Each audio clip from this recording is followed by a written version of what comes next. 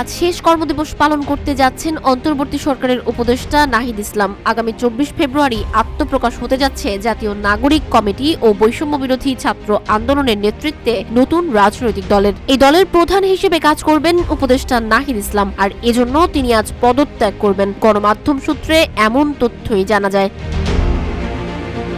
কয়েকদিন আগেই জাতীয় নাগরিক কমিটির মুখ্য সংগঠক সার্জিস আলম বলেছেন, মন্ত্রণালয় ছেড়ে নাহিদ ইসলাম জনতার কাতারে এসে শিগগির নতুন দলের দায়িত্ব নেবেন। রোববার এক অনুষ্ঠানে তিনি বলেছেন, অভ্যুত্থানের অন্যতম সমন্বয়ক আমাদের রাজপথের সহযোদ্ধা নাহিদ ইসলামকে আহ্বান জানিয়েছি। পুরো বাংলাদেশকে আবার আমরা সামনের সারিতে থেকে ঐক্যবদ্ধ করতে পারি। সেজন্য নাহিদ ইসলাম যেন ওই ক্ষমতার মন্ত্রণালয় ছেড়ে আবারও জনতার কাতারে এসে দাঁড়ান।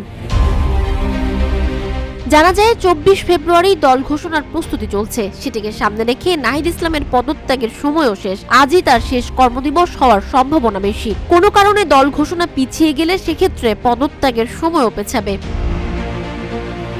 নাহিদ ইসলাম নতুন রাজনৈতিক দলের আহ্বায়ক হবেন তা প্রায় নিশ্চিত। তবে সদস্য সচিব পদ নিয়ে দফায় দফায় বৈঠক করেছেন জাতীয় নাগরিক কমিটি ও বৈষম্য বিরোধী ছাত্র আন্দোলনের নেতারা। সংগঠন সূত্রে সর্বশেষ পাওয়া তথ্য অনুযায়ী এ পদে আখতার হোসেনের থাকার সম্ভাবনাই বেশি। নেতারা বলছেন, সদস্য সচিব পদ নিয়ে আলোচনা থাকলেও নাহিদ আখতারই এগিয়ে আছেন নেতৃত্ব পাওয়ার দৌড়ে।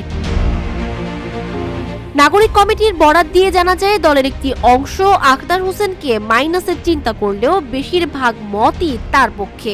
বিগত সময়ে আন্দোলন সংগ্রামে সর্বোচ্চ ত্যাগ স্বীকার করা আখতারের পক্ষেই থাকছেন অধিকাংশ নেতা। তাই প্রাথমিকভাবে আখতার হোসেনকেই সদস্য সচিব করার সিদ্ধান্ত হয়েছে। এদিকে সদস্য সচিব পদে আরও আলোচনায় আছেন জাতীয় নাগরিক কমিটির আহ্বায়ক নাসির উদ্দিন পাটোয়ারি, যুগ্ম আহ্বায়ক আলী আহসান জুনায়েদ, মুখ্য সংগঠক সার্জিস আলম ও বৈষম্য বিরোধী ছাত্র আন্দোলনের আহ্বায়ক হাসনাত আব্দুল্লাহ।